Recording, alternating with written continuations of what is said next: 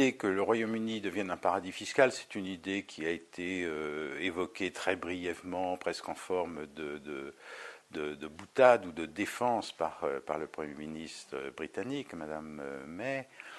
Moi, je n'y crois pas du tout. Je n'y crois pas du tout pour deux raisons. La première, c'est que devenir un paradis fiscal, ça veut dire réduire énormément ses recettes fiscales.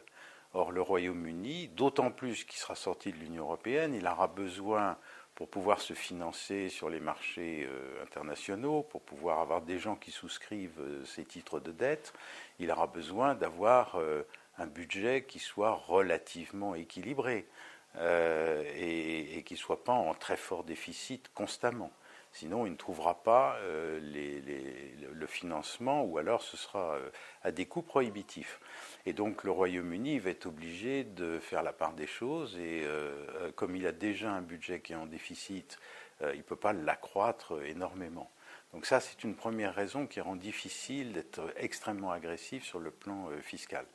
Et la seconde raison, c'est que même s'il le faisait, ça ne changerait rien aux règles européennes.